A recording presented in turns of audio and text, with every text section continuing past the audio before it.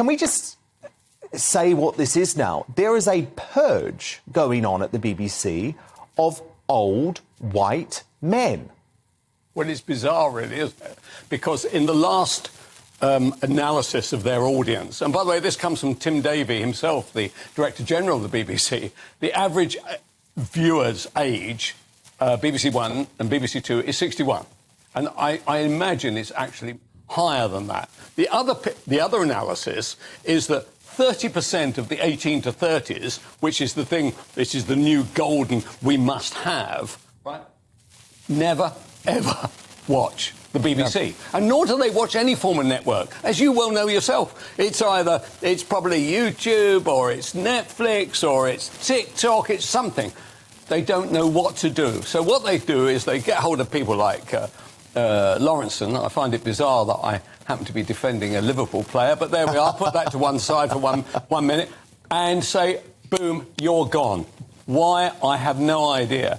But it's part of what I would describe as a de-whitening that's going on throughout all forms of network television. It's a very uncomfortable area, this, and it's difficult to talk about, except if you're on a television screen, it's a subject you don't go into. But if you ever chat with anybody in the pub or your own house or something, why is it that we seem to have infused a vast majority of people of colour into what are white lives? It's a difficult area, and for instance, if you watch any drama now, it's a big mixture of people of colour married to people who are white, or perhaps families who watch any form of over-representation is what you're saying now. It's disproportionate to the percentage of the focus, but also deliberate over-representation. This is not something that happened by accident. Now, look, I imagine if you're a black or Asian actor, this is great news. You've got plenty of work. What you wouldn't want to be today would be a coming up to 50, coming up to 60 white actor, male or female. The chances of you getting work, I'm afraid, are very, very small, even although you represent in our country, which is still a massively, white nation, 90%. It's a difficult discussion to have because immediately you have it. Oh, yeah, I know that bloke from The Sun. He's a racist, you know what I mean? All you're saying is this a reasonable representation of our nation? And the answer must be, no, it isn't. But I'm not sure what can be done about it, because it's quite clear that the advertising community and the drama community actually see it as a form of, we'll show that bloke, I saw that bloke from The Sun the other day, I'll give him one, It's a difficult area. Well, the thing that I feel about it, Kelvin, is I hate the hypocrisy. That's what gets me, because you've got these employment tribunals going absolutely mad because you can claim any form of discrimination. They sacked me because I was gay, they sacked me because I was a woman, they sacked me because I was black, whatever it happens to be. The only people who don't seem to be able to use that are old white men. And I think it doesn't matter what characteristics you're being sacked for. Either you should be sacked because of your characteristics, your innate characteristics that you can't change, or you shouldn't be. And I think it's completely wrong that we say to old white men, it doesn't matter that you're performing, because we need diversity. That just feels wrong to me. Well, it's plainly wrong. Now, Lawrenson, I am sure, could find work, OK? So I'm sure that there are BBC Radio, even if television didn't want him, and I'm sure that there's a Northwest BBC that would be very grateful to have a former, international Liverpool star.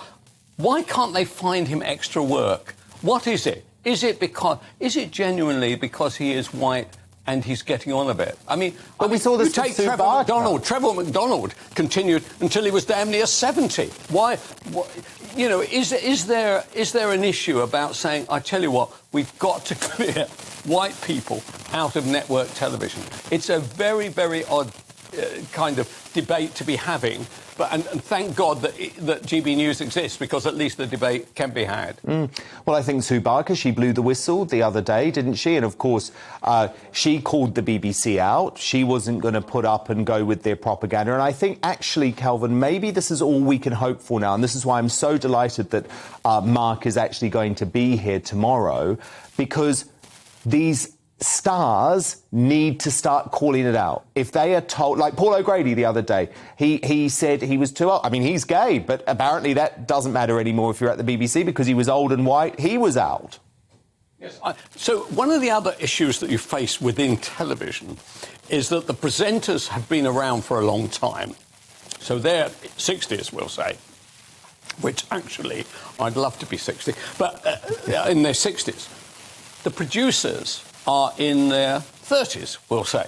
Therefore, the image that they are of interest, and their interests are not these people. But the difference is the only people watching network television today are older people. For anybody else, and by the way, even the older people, are watching streaming services of one kind or another. So you might as well play and produce television which 60-year-olds want to watch. And if 60-year-olds want to watch people who have had some experience. So one of the things that drives me mad is some of the reporters that you see, especially on things like, I don't know whether it's called London and South East or whatever. You see somebody go, hello, just back there was a murder. What I want is somebody who can talk to a superintendent and talk about the issues of the day with some sense of knowledge and academia. I do not want to see some bloke who thinks that the whole point of journalism is wearing a very short jacket.